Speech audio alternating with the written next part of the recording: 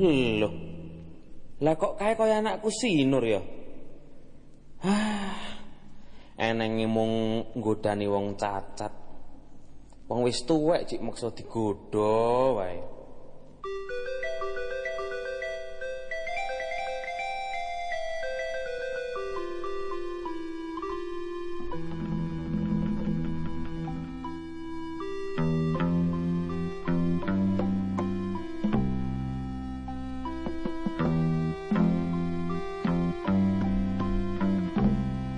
Gundel padel kembelengan nyunggi wakol kembelengan wakol glimpang sekane dadi saratan wakol glimpang sekane dadi saratan nandur bayem wis metu godhonge wis ayem duwe kanca ayu rupane ora sudi cah gundul nek kanca kaya kowe gundul pating pendekul kok kaya anak wewe aku wedi cah karo rupamu ora sudi astagfirullah panen kok mlebu ngene omahe Mas Behine iki. Wah. Blai ane nek ketahuan wis tak ndang-ndang mulih mumpung rung konangan. Ojurane.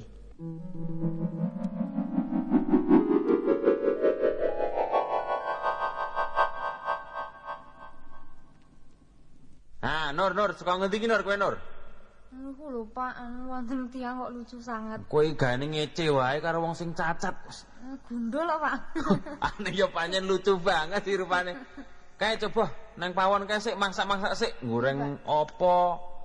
Goreng gedang goreng weh, remenane bapak ya. Nggih, Pak. Anakku wis gedhe tenan. Rumangsaku ya wis cukup kepenak uripku iki. Anak loro, siji lanang, siji wadon wis gedhe-gedhe. Sing lanang neng monco ora tau mulih. Neng Inggris. Anak kirim layang ya cara Inggris terus.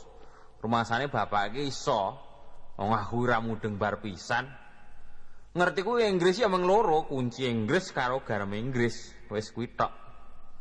Awingi layange teko jare pindah negara Londo. Malah kecantol sinyo kono, wah. Bakale mantune ora iso basa. Mongko aku gething banget yen ora dibasani. Kudu napuk wae.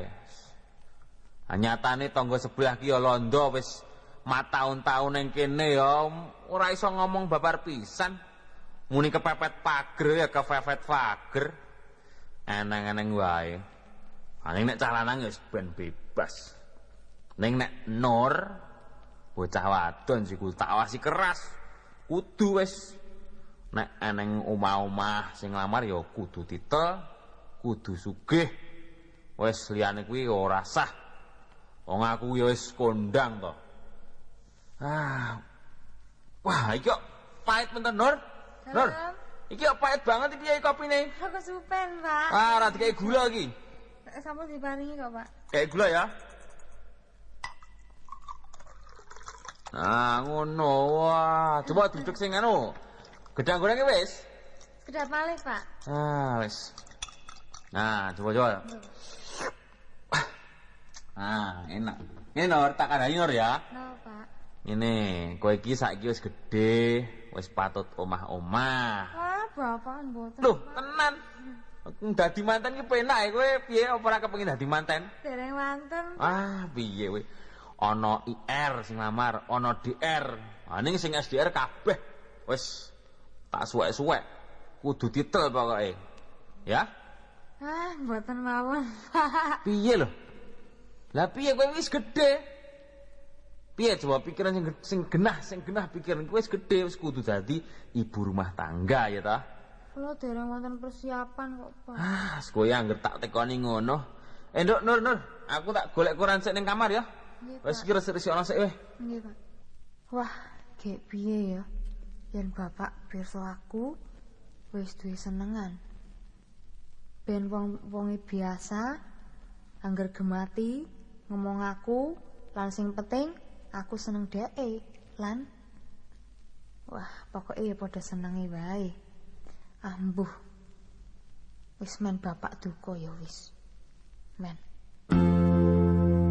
Sapa wonge ra bakal seneng ati roh wanita banget lemera ati lirianmu ser lan esemu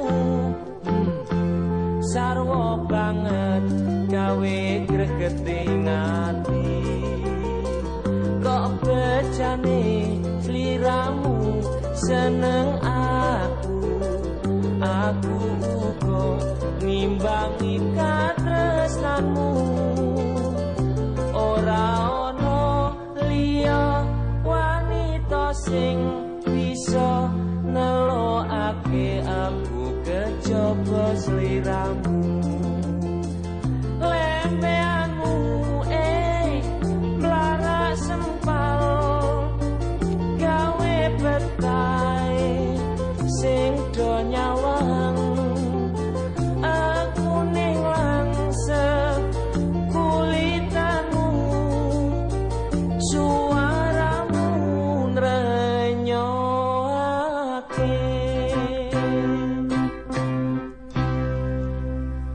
ora entek yen tak sebut kabeh pancen kabeh sing apik tiba kowe yen tak pikir tenan ra liya ming kowe sing tak puji bisa dadi sisi aku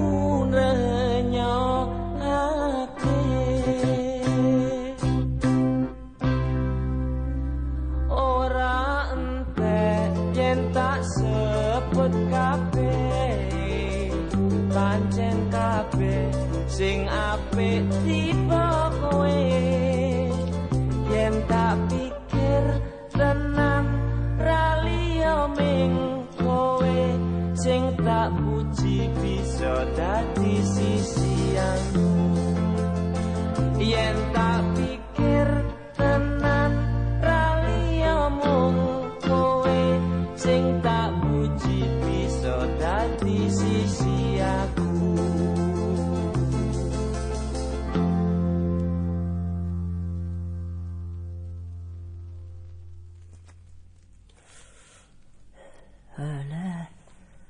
nasibe wong ora duwe kok ngene. Rokok siji yo kegek mben yo ki urung tak entek yon. Arep jajan, arep minggon yo ora duwe biaya. Wis enak tak nang sawah esuk-esuk. Nang ndi kan aku si Joni ki mau. Joni. Wong sing ayu ireng manis.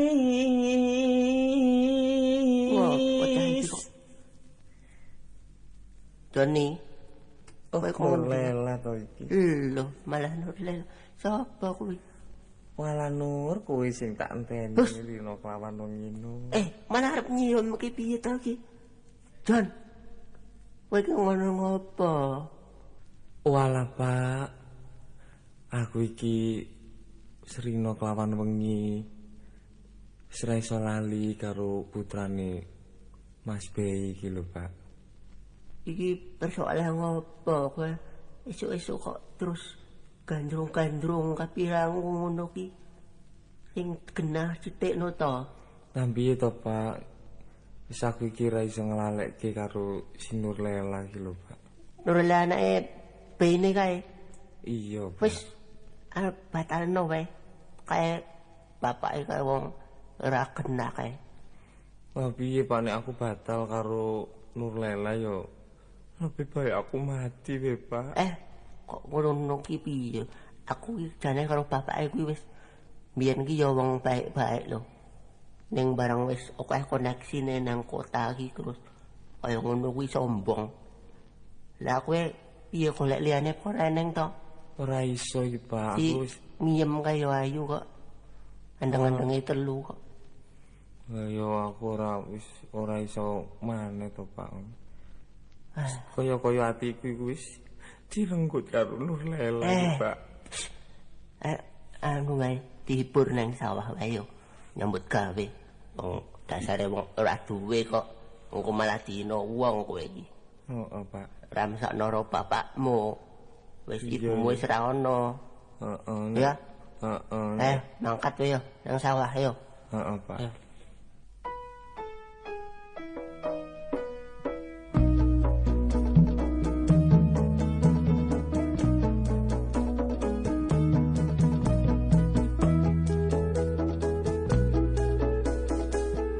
Aduh Kang Mas bebundenku ngilingono setianing sliraku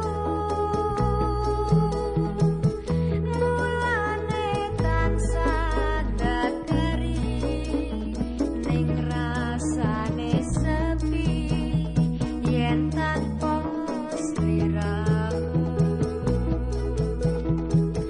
Kembang mati sing dironce wis tak tampa kanthi seneng ati kanggo gantine sliramu yen ora ketemu nadyan mung sewengi. Rina wangi mung tak impi-impi lan tak puji-puji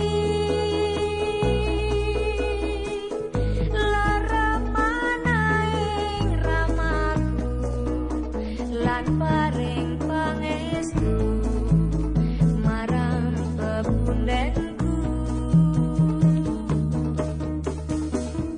Aduh Kang Mas Kang Sutrisno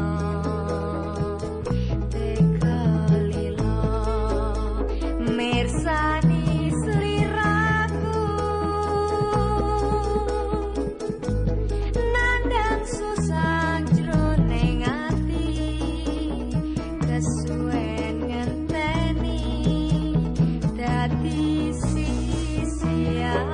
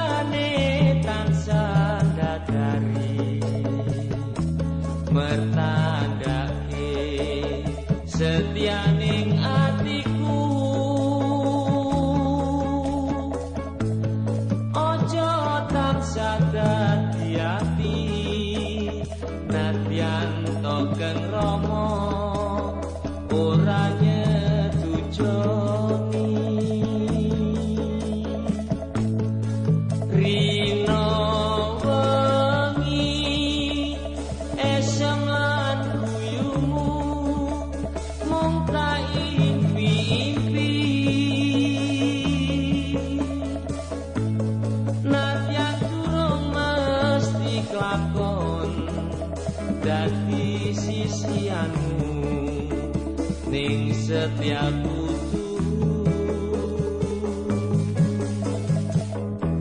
bocah ayu pepundenku ojo tansah sumelang atimu apa wae tak lakoni mung murid kelakon dadi sisian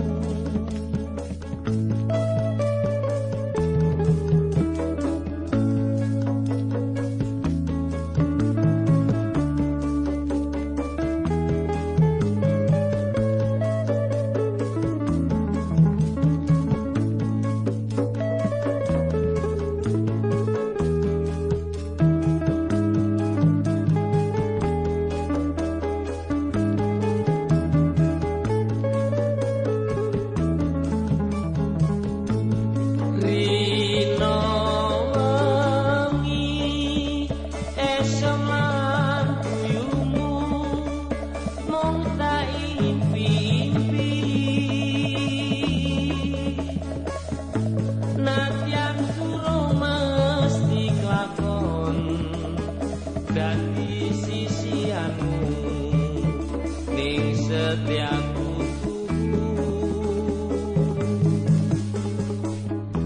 bocah ayu pepundenku ojo tansah sumelang atimu apa wae tak lakoni mung murid kelakon dadi sisian sing sabar yo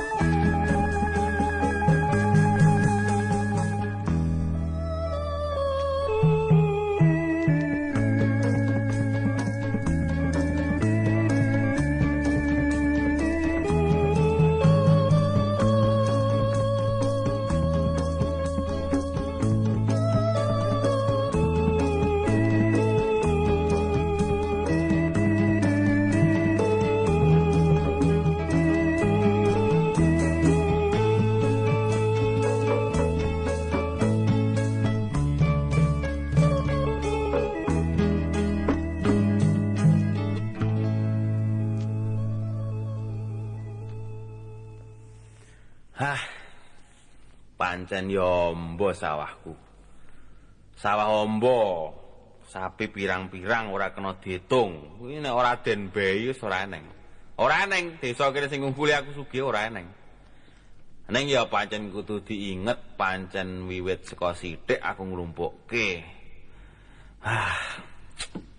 Enak tenan dadi wong sugih. Mas Loh. Bi. Loh. Sapa iki? Mas Bi kula tetanggi riku. Tetanggi. Nggih, kula mbulak riku. Ngopo? Arep ngopo? Ngoten, kula niki disambati anak kula nggih abot-abote dadi wong tuwa niki Joni nika lho. Arep gayan apa? Boten. Arep apa? Niku awan bengi niku nangis. Pokoke lagi kasmaran kali anake jenengan niku. Heh? Anakku? Nggih. Nurlela? Nggih, Neng Nurlela niku. Tenan apa? Nggih, kula niki nggih elek-eleke wong tuwa ngoten nggih nglaporan ngoten. Kok ora isin kowe muni ngono karo aku? Lah kowe iki sapa? Aku ki sapa? Lho, kudu dingerteni kuwi. Lho, ampun ngendika ngoten to Mas Bi. Kula niki elek-elek nggih menungso to. Dadi kula nggih menyampaikan ngoten mawon. Pas pundi jalane? Wis ora usah ngujan ora iso. Pokoke ora iso. Kuwi ora tinimu nalar kok kuwi ora iso. Lah ning nek barangkali nek Neng Nurlela nggih seneng napa kalih Joni pripun ayo? Ora enek. Nurlela ayu, wah ayu rupane kok karo wis ora iso nyebut. Ora iso pokoke ora iso.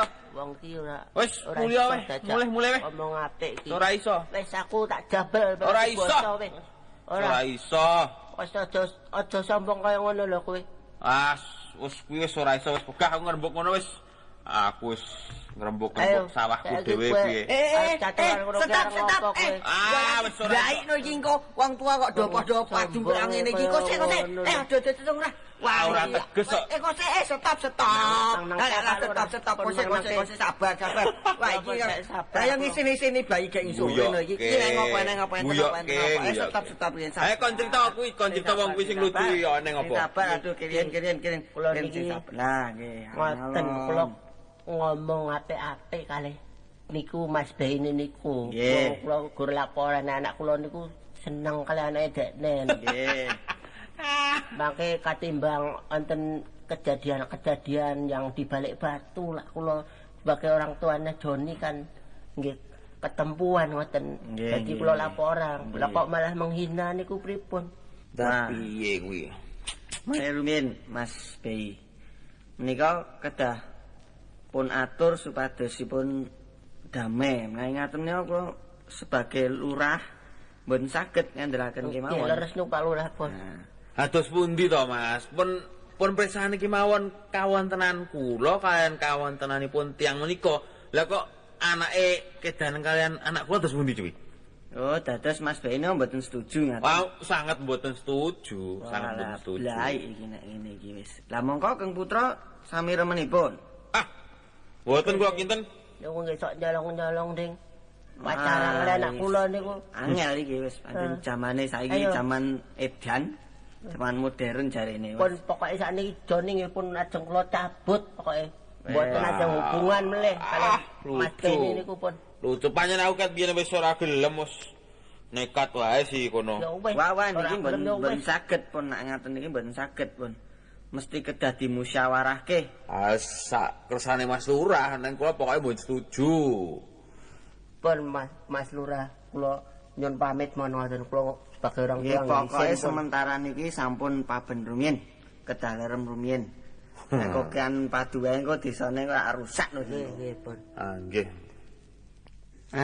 Nek rumangsaku ngono wilayah sing tak reh iki wis makmur, wis maju, wis padha rukun kabeh penduduke, kok isih eneng wae sing udrek.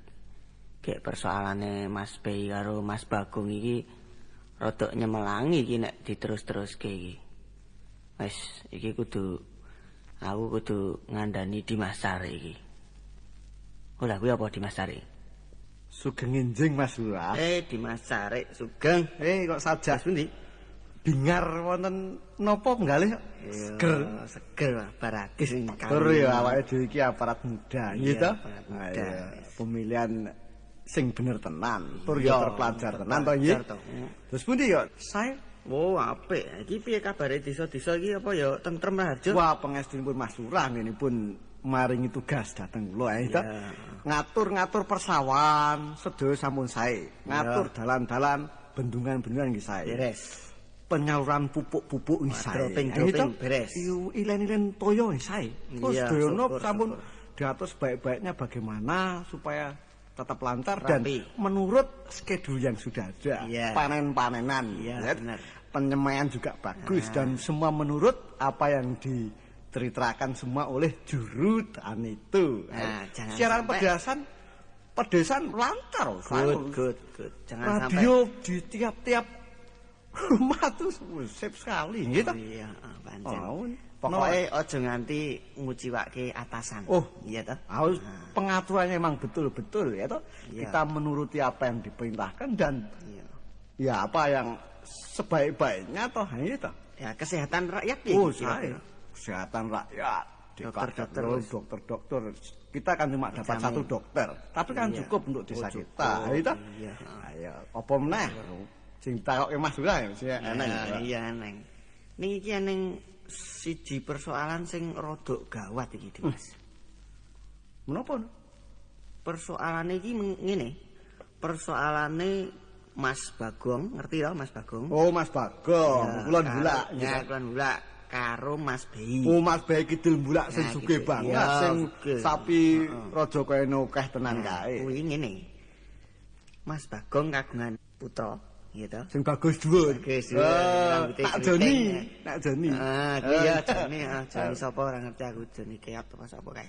Nah, terus sing Mas Bei rak kagungan putri. Ayu. Oh, ayo aku dhewe gelem ya. Dik Nur. Kok Iya, Nur. iya Nur Lela, heeh bener. Sing sekolah Nah, kuwi- SKKA iya. wis maju tenan, membantu desa ya baik tenan. Iya. Lah kuwi awake ngerti ra ceritane persoalan sing gawat iki mau. Dereng. Ayo, coba ngono.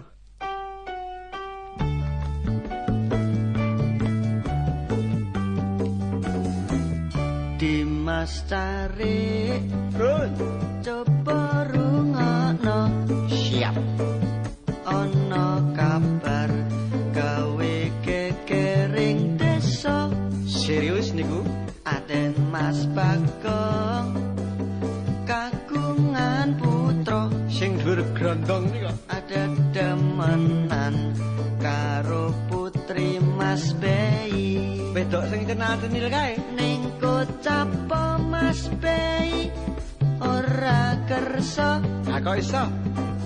kagungan besan sing ala rupa Mas Bagong ya elek. rina wengi mung tansah dadi gendra nadyan putra putrine saya tresna Jamane modern kok. Dimas Cari yes piye akale Lurah kok malah takon. asupayane gawe dadi rujuke Coba tak pikirnya dulu. apa becik ati sayembara Itu mungkin. supayane desa tentrem raharja Oh, sampel niku. Dimas Tarik kira-kira niki mengke sayembara napa niki Ah, sampel. Sampel aja. kok sampel niku sing dimaskut napa Maskute sayembara gelut. Napa adu jangkrik? nggih Apa adu slulo? ya Adu utek ya iso. ya Adu kepinteran ya iso. Ayo yang ndelok nitik-nitik wong loro ki do duwe jago, tak kira luwih becik ya adu jago. bener betul adu utek setuju adu jago ya setuju Ben engko padha bodhone njur adu jago genten. ya kena wae lah ning yen adu jago engko gek dicekel polisi Halah, mboten totoan duwe kok. ya Ning aja lali ngaturi Pak Arjo Ngatimin mantri polisi lho, minangka seksi wae. Oh, yang seksi cocok. Ane kan kudu nganggo jurine kan. Ayo. Kira-kira? Kira-kira sapa jurine? Oh, oke. Mas Hendro akeh ganteng. Oh iya, bener. Mas Wi ganteng. Bener. Daradi kenceng ya neng ya. Ya wis. Nek anu setuju kuwi. Wis, kono ndang do mangkat kono masa borong. Oke, Bos. Kejang-kejing mindak-mindik arep ngopo meneh iki? Pak. Aja duka dhisik. Pak. Apa? Midanget sing apik. Apa bapak tresno tenan karo putramu? Yen mengkono banget ing matur nuwunku. Iya. Pak. Matur. Ming siji nyuwunku. Pak. Nyuwun sewu. tak milih nggo jodohku. Tak golek sing cocok atine. Ben tentrem suripku. Lan bapak rasah melu-melu nggih Pak nggih. Lah. Ranyak. Wiwit ranyak. Bocah yen wis diloske akhirnya mesti ranyak. Bapak ki verveilen ya. Aku kira wis kondang to ning kene. Ya wis to. Nek ming dienggo verlopoh wis sakarepmu. Ning jodohmu ki mesti ning tanganku. Eling-elingan. Mas bapak ki. Mbok nggih tok, Pak. Arep apa neh? Mbok pareng to. Nggih, Pak nggih. Apa gah wae. Mas bapak ki. Pak, ngopo mendel wae? Pak, apa to sebabe jaman biyen beda karo jaman saiki? Pemuda tingkate padha karo pemudi. Pak, mbok lah kok malah duka. Ben. Pak, mbok nggih ampun to, Pak. Nggih, Pak nggih. Mbok nggih to, Pak. Nggih, Pak nggih. Mas bapak ki piye to ora gelem nyauri? Pak. Ora perlu. Ora tak rungokke. Yo nek ngono ya tak Ora. matur Ibu. Ora perlu pokoke. Mas bapak ki Tetep jodohmu ning tanganku. jare man karo anake. Pak.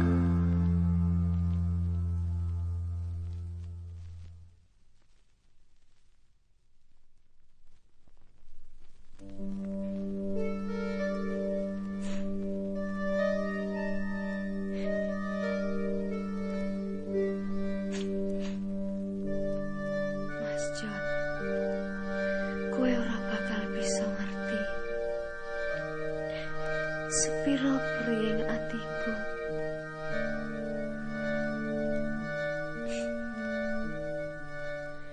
Kaya ngene rekasane dadi bocah wadon. Ora bisa bebas milih.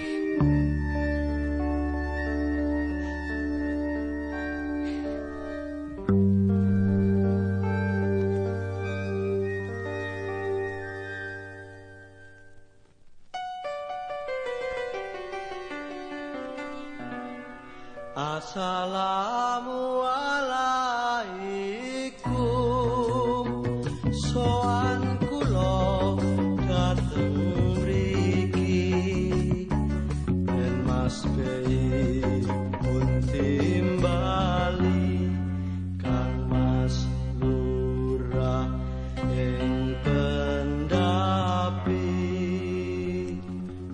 Mas Cari sugeng rawuh nggih sendika ngestokaken dawuh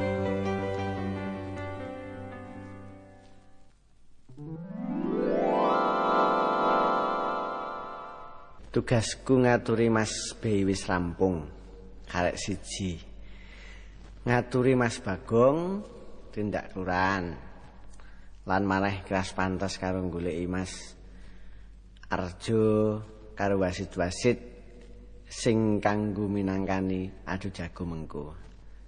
Tak keras pantes mlaku-mlaku nyusur desa kene.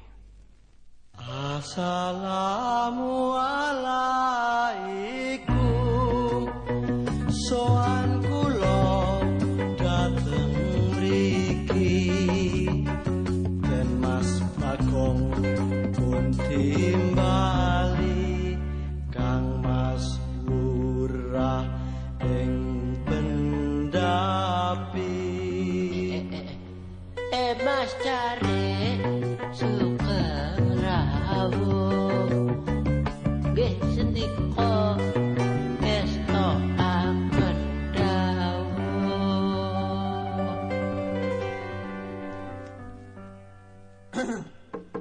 Penwun. Engko mboten lawange, Mas. Oh, nameng saradan, Pak. Tambak. Lah pundi kok piyambakan keman Mas Lurah pundi? Anu, saya dateng wingking seperlu. Oh, repot. Niki ngaten, kula angsal timbalan jane wonten apa? Ngaten, Mas. Lah wong cara-carane sakniki niku kelurahan rada horeg. Silirane enten persoalan apa? Maksuti enten persoalan apa kali Mas? Oh, niku. Ngeten Mas Bagong ku ngajak besanan. Lah napa mboten guyokke? Lho Mas Bagong kurang bagus napa anake nggih bagus ngoten lho? Anake bagus. Bagong yang kaya blimbing ngoten. Guna bagus ngoten lho. Lah niki ajeng dinapakke kula kalih Bagong. Ha, mboten ngertos nggih sajake kira-kira arep disayembarake bendang beres. Nek beres nggih enake pripun lurahe nek di sogok ngoten. Ajeng nyogok ngangge pring napa? Lah mboten mestinya nggih kresek-kresek ngangge yatra. Mboten zamane melih sakniki nyogok-nyogok kaya ngoten niku. Oh, mboten enten. Lah kok kula dhewean niki pundi? Bagong ya mun ketok. Kula nuwun. Monggo piyambak. Nggih, Mas. Kula agak terlambat, nyuwun maaf. Iki mbon dintosi Mas Bei. Prejengane yo ngene teko ngopo? Ora caturan opo aku. Kelurahan iki. Niku rada lancang niku, Mas. Pundi Mas Lurae pundi? Sekedap nggih, kula aturane. Mas Lurah, sampun sami rawuh Mas Bagong kali Mas Bei. Monggo ngaturi. Monggo. Sugeng rawuh Mas Bei kalian Mas Bagong. Menika ngaten. Kula sampun mireng persoalan ingkang Mas Bei kalian Mas Bagong adepi. Nah, menika maksud kita kula kalian Dimas Carik nika badhe ndamekaken. Nah, mboten sadame kula kalih wong niku. Mboten perlu paten-paten nggih mboten ono. Sabar, mboten ngaten. Murih tentreming desa, kita harus damai, gitu. Nah, kita sudah punya keputusan antara rapat kita kemarin berdua, gitu. Sudah putuskan yaitu, kemarin. Kita akan mengadu kecerdasan antara Mas Bei, kalian Mas Bagong. Setuju lho, nah? Berani. Boleh, sepele. Kula berani kula. Nggih, sakmenika kita mulai kemawon. Mas Lurah, Terus pundi? Mas Carik. Monggo. Niki jadi diadu kepinterane kecerdasan utek. Nggih. Nah niki pripun nek kula miwiti tembung niki si Bagong niki nutuke ngoten. Oh, prayogi ya nggih. Wis. Ora setuju aku ora. Nah piye? Nek wani aku sing neruske kowe sing ngomong. Ayo padha wae. Sami Mas, sami. Padha wae. Sami. Ya monggo. Wis ketok blokon iki sing Ayo.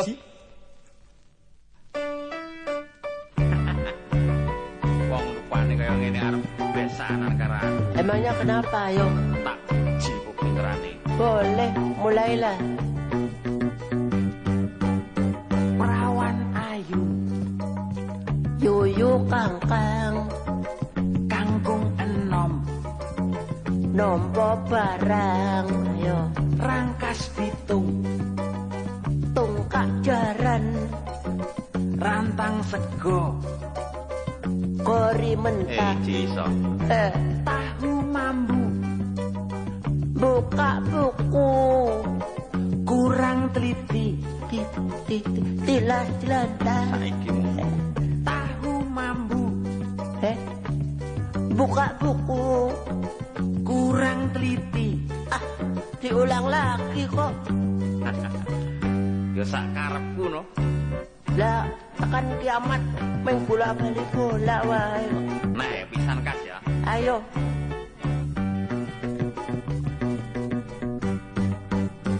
pacar banyu Kurang jelas.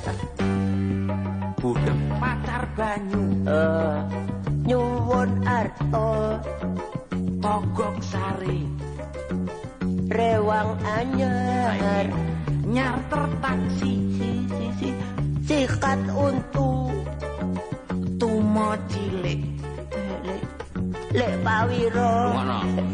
ronggo lawe wetan dalan lantai dansa samar tiba boto abang bangku biru muda itu Iki kuwi. rujak ulek lek nggak ada lanjutannya Jenenge tuh kowe kalah. nggak bisa Ora nutuke. yang agak mudah dong ya overton ada baku kotak tukang garam Gudang garam goblok. sama saja bolak-balik ya tukang garam gudang garam ya boleh coba Saiki kok denten dhisik. ayo kaki 5 main dadu 21 tukang sapu putus asa sate mendo mati lo ndoro bagong Gong. ayo Bagong. Coba, ayo. Bagong jaluk dijotos. Bagong jaluk dijotos. Bos.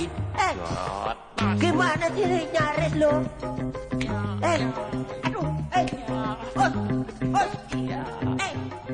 Ayo, petot. Wah, iki repot iki Dimas iki. Lah sajake padha budune ngono loro-lorone. Ning ya sok padha pintere ya wong kabeh sajake ya cerdas ngono kok. Yes, pokoke iki sayembara pertama ora iso mutuske awak. Piye nek di sing kedua? Ya, bener kuwi. Seperti yang Sing acara kedua. kemarin. Iya. Adu jago. Iya, bener kuwi. Wis Coba. tak dimanggake kono. Mas Bei, Pun. jagone mun siap napa? Always selalu siap. Siap. Namine sinten? Namine Gatot Kaca. Weh, Jago geni karo kaca. tegap. Bisa mabur. Ya inggih tegap. Jalure pinten? Jalu nggih kalih lho. Pun tenan sehat. Nggih. Mas Bagong. Kula Jagone namine sinten Mas Bagong? si Gedel namanya. Nek niku biasa jenenge. Jalune pinten Mas? Jalune 18. Kok 18? Lah kokean nek ngono. Jagoku 9 kowe. Mboten namun saged sing didu kan setunggal. Tunggal mawon Mas Bagong. Siji. Piye apa piye?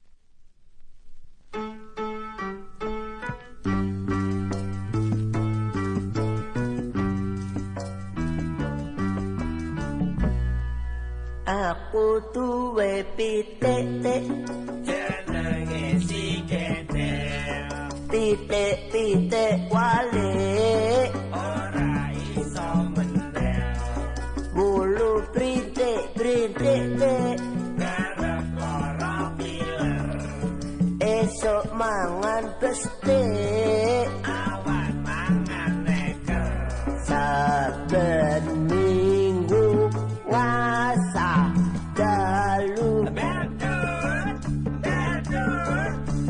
saben setu ngombe jamu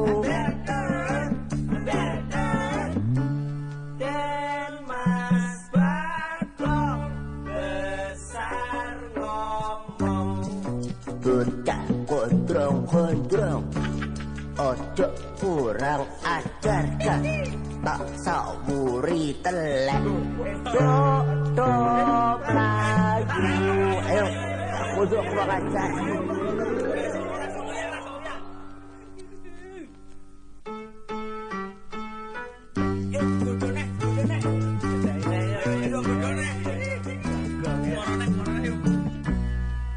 aku duwe anak jenenge si Joni rambut rada pritik ning mripate singer kulit ireng manis kaya kuali sekolah dhuwur saratane ngiler saben dino adus kembang saben dino yo sembahyang dan Mas Bagong besar ngomong Gedak gondrong ojo kurang ajar kan tak sawuri ngarit do melayu ayo balik lagi kowe karo waktu orang kucokan santun itu Mas Lurah, iki wong loro-lorone pun siap kabeh. Ya. Ah jurine nggih pun siap to? Juri-juri Juri saksi ya wis siap. Pak Arjo Ngatimen mondi wis jadi. Wes, Hendro, Mas Daradi kuwi ya wis yo mulih wis arek. Saiki Didi disiapke anune, siapke kalangane. Banyane wis, wulu nggo nyureki. Dedak-dedak wis, ayo siap. Monggo-monggo, udah mulai. Ya. Pak, piye Pak iki kira-kira Pak? Apa si Gedel iki iso menang, Pak? Wis Jon, kowe rasa sedih, rasa nangis, ben aku wae sing nangis. Olah Gedel, kowe pokoknya jangan malu-malu ya. Sikat aja si Gatotkaca tuh. Gedel. Gatut. Ah wis Bagong wis mimblak-mimblik. Kok sik aja nafsu-nafsu to. Pendel wis si Gedel. Kowe ngerti Gatotkaca to? Udan ra kepanasan, panas ra kudanan, ya toh? Ayo maju. Ya, Mas Bei, Mas Bagong, sampun sami siap? Siap. Nika. Ayo dimasak iki diwiti. Ayo siap. 1, 2, 3. Ya. Ayo Gatut. Gatotkaca. Asor.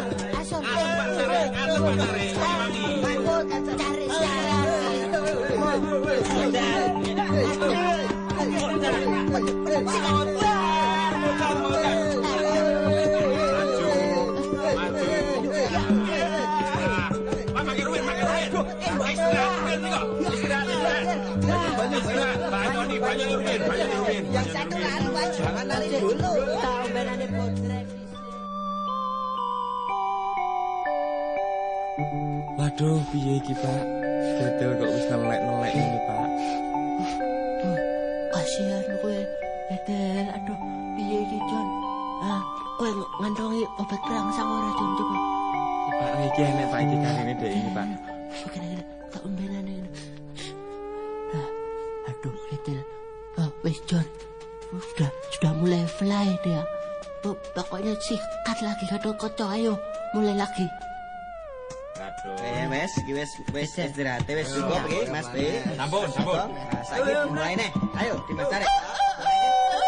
1, 2, 3.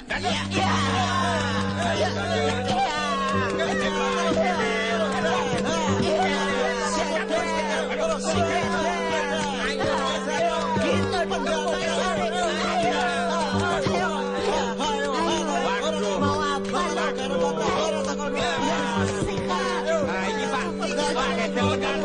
Bunuh saja. Kali aku itu Nurlela iki, Pak. Gatotkaca mundar. Potong saja. Ayo, sudah tidak berdaya dia. Arep ngopo kowe saiki, Bei? Ayo. Mas Lurah, ajake. Iya, iki Gedel iki unggul. Gatotkaca ora Gatotkaca jaman iki. Dan Mas Bagong menang nek ngene iki. Enggak menang kula, Bu. Iki berarti saiki wis ternyata menang Gedel. Kagungane Mas Bagong. Mas Bagong iki Saiki unggul. Buka mulut sekarang, ayo. Wes Ayo. saiki berarti Mas Bei terpaksa kudu ngalah karo apa kersane Mas Bagong. Harus ben bab kuwi ben diselesaike wong loro Margo mau wis perjanjian. Iya wis. Mas Lurah, Nggih. Mas Tarik, Eh. lewat dene Mas Bagong. Nggih, kula. Nah, sarening sedaya sampun kaleksanan miturut patrap-patrap aturan-aturan ingkang pun damel ataupun prakarsai dening Pak Lurah kalian Mas Tarik. Tetua desa. Akhirnya si Gatut kawon. Wah, nggih. Lah mongko syaratipun kula sakmenika nggih sampun lila masrahaken si Nurlela dateng Mas Bagong. Kangge Joni, mboten kangge kula. Oh nggih kangge Joni lah. Mas Kute ini ampun sedaya mun beres. Damai karek nentokke dinane to. Nah naming kula badhe nyuwun prisa Mas Bagong menapa tasih dendem kalian kula menapa. Lah, Mas Bei, kula niki termasuk seorang yang baik hati loh sebenarnya. Inggih nuwun. Kan niki yang lalu pun dianggap over mawon. Inggih matur nuwun. Nah mumpung niki nak ampun lebar panen. gitu. Karek ngatur dinane. Sop sinten-sinten ingkang slirane badhe ngundang. Kira-kira sing kira-kira sinten sing diaturi nggih. Ingkang menika kathah kula. Ah wonten kathah. Pak Mul bakal nggih. Pak Nur, Pak Dar, lah menika salah setunggalipun. Sinten diaturi. Kula man kanca kula menerbam nika lho. Sinten Bang?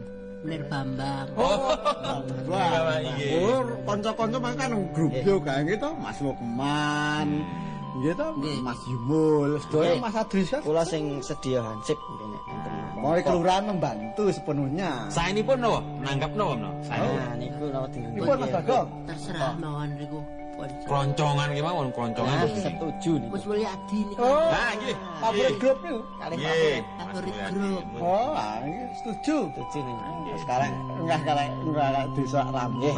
Ponetang kemawon wangi dintenipun Karo wetonipun. bersih desa gitu, bersih desa-desa. Saniki salaman. Nggih, sami-sami. Amen. Wis nek ngarjo ngene iki desane. Seneng kabeh wong kampung. Monggo. Monggo. Aduh. Ora jamak-jamak cah loro iki. Wis do dandan rapi. Ambune ya semerbak.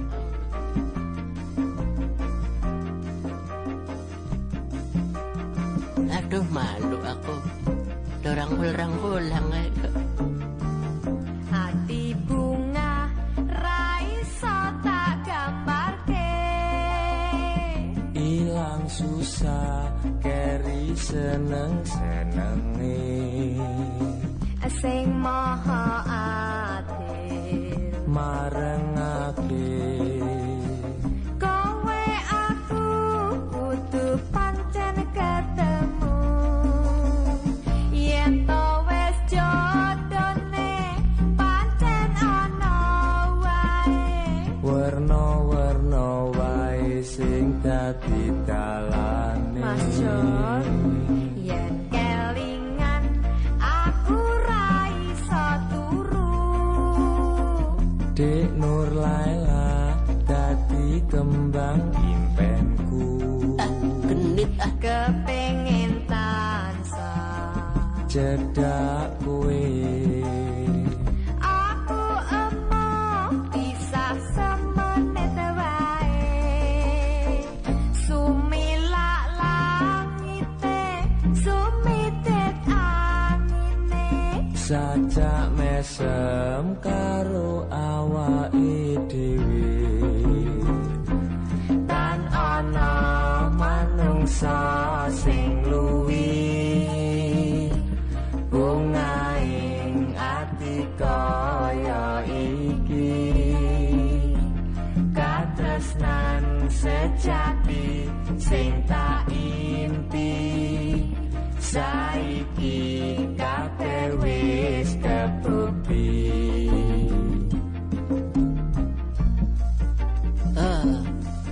Nek ngene iki ingat masa puber aku. Aku dhewe isin delok cah loro iki.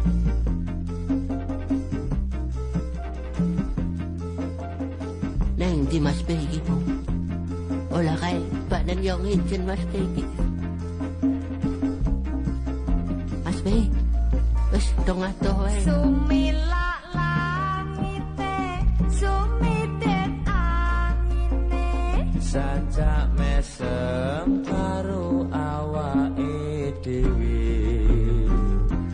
Tan ana manungsa sing luwih bungaing ati kaya iki.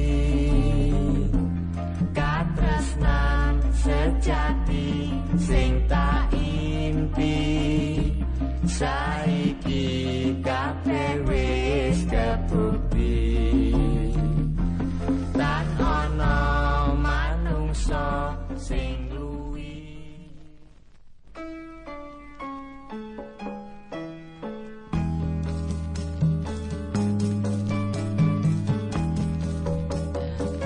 Para pendengar sekalian, setelah menikmati sandiwara Bagong Adu Ayam ini, maka jika ada kesalahan-kesalahan atau atau kurang sopan dalam bahasa-bahasanya, kami mohon maaf sebesar-besarnya. Dan perlu kami tambahkan kiranya pelaku-pelaku dalam sandiwara ini, lurah dilakukan oleh Hari Tos, Care oleh Tommy, Ayah Nur Laila oleh Is Haryanto, Nur Laila oleh Titik Sandora, Joni oleh Mus Mulyadi, dan Bagong oleh siapa nih? Mas Rianto, saya nggak usah disebut, malu ah, termasuk top secret aja. Ini rupa-rupanya Bagongnya tidak mau disebut namanya, para pendengar. Maka kami akhiri di sini dan kami ucapkan terima kasih.